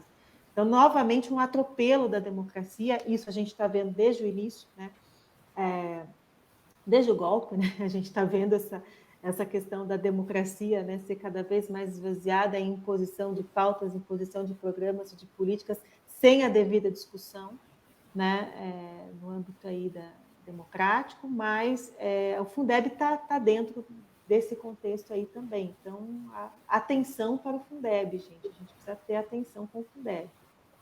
Colocar o Fundeb em pauta. Porque até então que eu tinha percebido que ia ser até extinto. Então não é uma extinção, é uma modificação que vai ocorrer. Isso. É uma modificação, porque ele tem um tempo, né? Acho que cada 10 anos, né? Ele passa por uma reestruturação e a prova de que o Fundeb ele é um fundo, né? Ele é um fundo que ele pode ser modificado, né? E esse é o grande perigo do Fundeb. Ele não é uma garantia constitucional, por exemplo, né? Você tem as garantias, né, de financiamento, né, constitucional, né, dos valores, dos percentuais que o governo federal, os estados e os municípios têm que investir em educação, e fora disso nós temos o Fundeb, né? A questão é que não é uma garantia, não está dentro dessa garantia. Então, quer dizer, a gente precisa pensar, e aí a cada, né, ciclo, esse Fundeb ele vai ser, ele começou inicialmente sendo um fundo que financiava apenas o ensino fundamental, depois o governo Lula criou, ele abarca hoje toda a educação básica, né? Mas ele é um fundo extremamente importante, né? Porque muitos municípios dependem, né? Fazem o pagamento dos professores, principalmente, né, o pagamento dos professores, porque é um fundo que está relacionado à questão do magistério, né, do investimento, né, no corpo docente, mas, então, quer dizer, esses municípios dependem, mas agora é o momento de aprovar, de rever, né, essa política de redistribuição dos recursos do Fundeb. E aí a gente tem que estar atento, porque pode haver modificações, e não sabemos que, né, para onde que elas irão, mas não é uma extinção, acho que não está em pauta a extinção do Fundeb, acho que o Fundeb é um recurso que vai continuar, obviamente, é muito importante, mas pode sim sofrer algumas modificações que vai incidir diretamente no orçamento dos sistemas municipais, principalmente, né, das prefeituras aí. Então, a gente precisa estar acompanhando. Agora, que tem que aprovar, né? Tem que aprovar o Fundeb. Mas como aprovar, né? Aí que é a grande questão. Certo.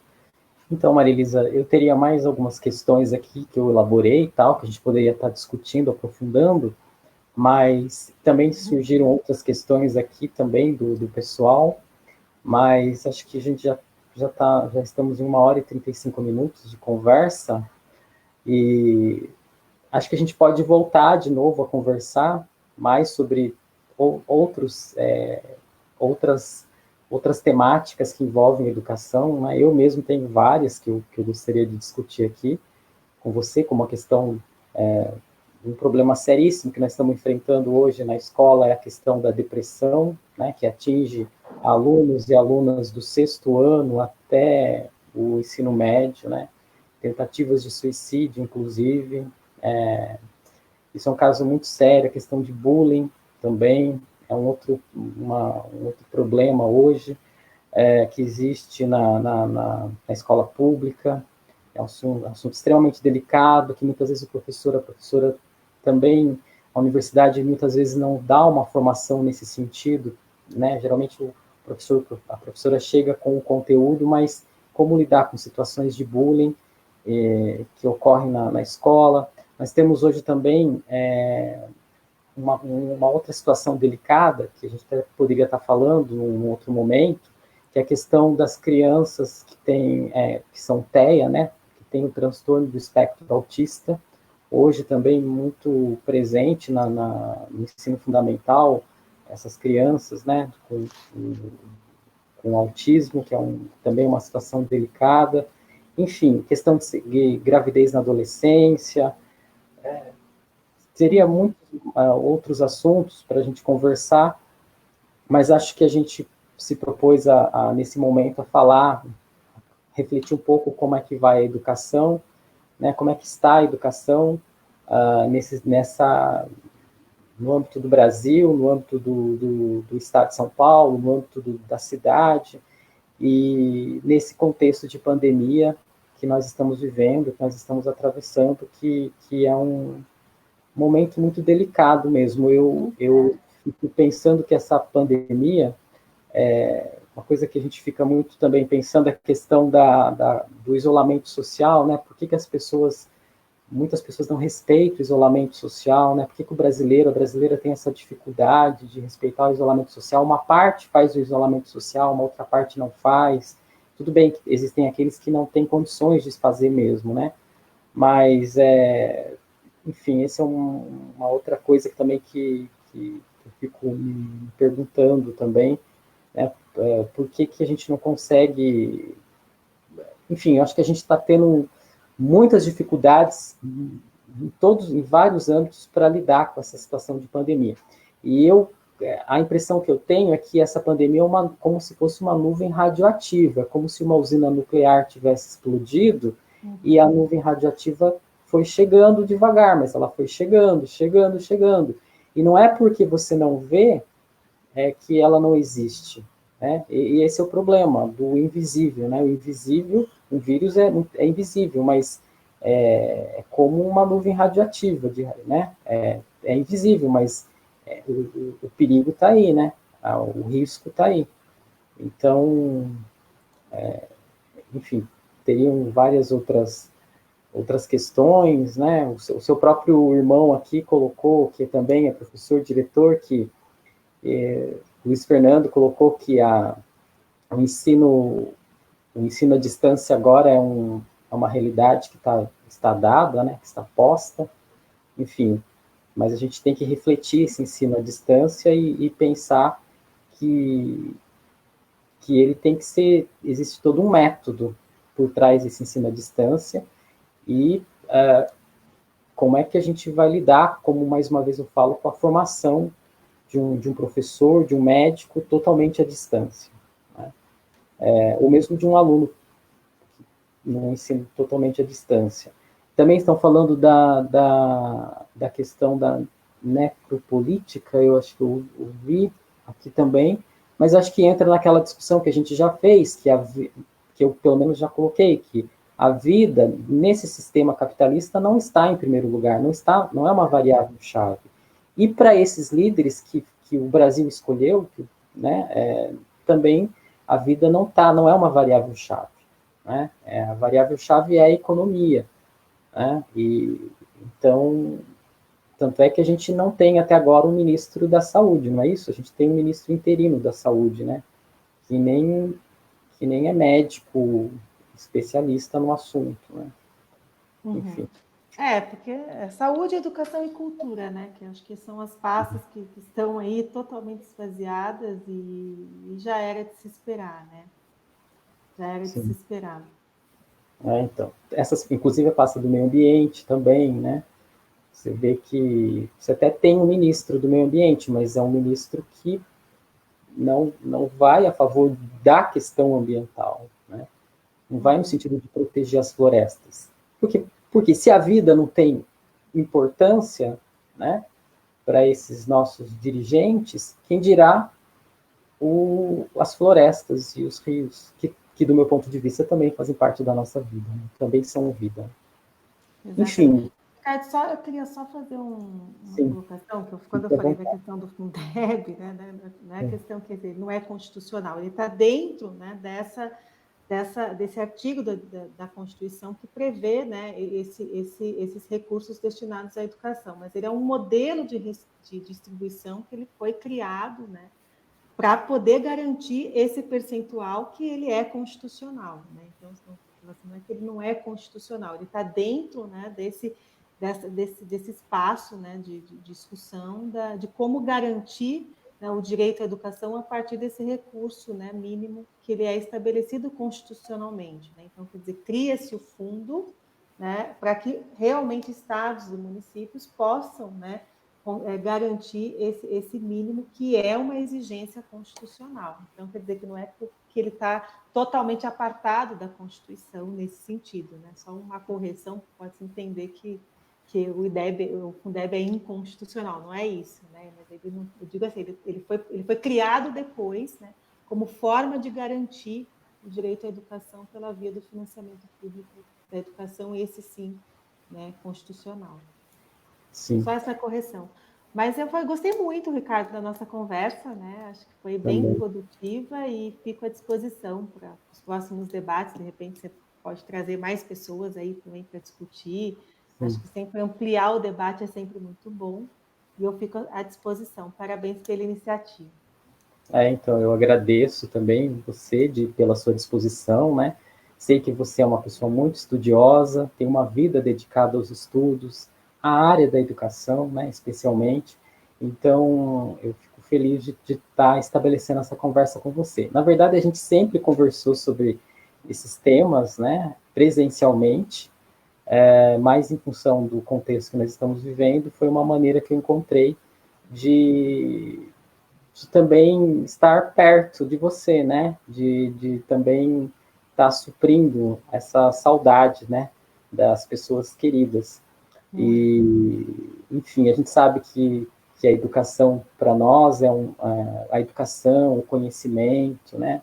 O estudo, as ciências humanas, sociais, para nós tem um lugar especial nos nossos pensamentos e no nosso coração, né? Então, nós estamos aqui porque nós queremos um Brasil melhor, né? Uma cidade melhor para todos e para todas, um estado melhor, enfim, um território nacional, né? Que o professor Milton Santos falava, um território abrigo, um território casa, um território lar para toda a sua população, né? Não apenas para um grupo, né? Para um grupo que tem mais recursos, né? Mas para que haja que esse nosso Brasil seja uma pátria, um território que acolha a todos e a todas de uma maneira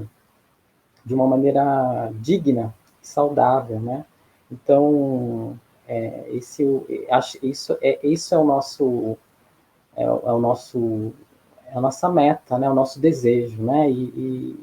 Então na verdade, você está sendo a quarta pessoa que eu chamo para conversar sobre essas temáticas, mais especificamente que você foi mais sobre educação, mas eu já fiz uma primeira conversa com outro amigo, que é o Rodrigo, né, que faz doutorado lá na Geografia Humana na USP, né, que também a gente discutiu um pouco também esse contexto da pandemia e as cidades, né. Depois eu conversei com o Rafael Strafurini, que também é um amigo meu de graduação, estudamos juntos na Unesp de Rio Claro, e hoje ele é professor da Unicamp, então aí o Rafael trouxe também algumas discussões que está acontecendo em Campinas, na região metropolitana de Campinas, e também uma análise da conjuntura política brasileira. E depois eu conversei com outro amigo que é professor da Universidade Federal da Bahia, que é o Wendel, que também estudou comigo, para discutir um pouco como é que a Alemanha, hoje ele está na Alemanha, como é que a Alemanha enfrentou e se saiu, né, dessa situação de como é que a Alemanha está saindo, mas evidentemente que a pandemia não foi embora. Mas como é que a Alemanha enfrentou essa situação de pandemia, né? Porque lá na Europa é um dos países que menor taxa de mortalidade teve diante dessa pandemia. Hoje, inclusive, ele falou para mim que foi descoberto um novo surto de coronavírus numa fábrica lá, no frigorífico e tal, e isso está causando um certo transtorno lá na Alemanha também. Enfim, a gente tem que pensar também como é que estão os nossos trabalhadores, as nossas trabalhadoras nas fábricas também de frigoríficos aqui no nosso, né, diante dessa pandemia. Enfim, de maneira, e você hoje é a quarta, então, conversa que eu faço, né, então eu fico feliz porque eu com você sempre aprendo, né, você é uma estudiosa que eu adoro trocar ideias. E Também também aprendo muito com você, sempre. E queria já mandar um abraço para você, virtual, né? Mandar um abraço para sua irmã, que está no meu coração também, com a Lígia, para a Lígia, outra pessoa também muito dedicada à educação, né? Ao seu irmão também, ao Luiz Fernando, também outro que também está lá na linha de frente da Toda, a família educação, toda da educação. e sua mãe também, que é É, aqui praticamente pedagoga, mas não do pai, exerceu, mas é também da educação. tá bom? Tá, Então, um Ricardo? grande abraço. E obrigado às pessoas que escreveram, participaram com a gente nesse vídeo, né? Só para comentar aqui, a Marina Sintra escreveu: gostei muito da live, parabéns, Ricardo, pela iniciativa e obrigada, professora Maria Elisa, pela contribuição. Nós que agradecemos, né? Nós que agradecemos, é isso Tá mesmo. bom? Então, Tá bom, tchau. Ricardo. Até Beijo. mais. Um Até beijo. mais. Tchau, Carinhoso. Tchau. tchau. Tchau. Sabe como desliga aí? Encerra no xizinho vermelho aí embaixo. Ah, tá ok. Tá bom?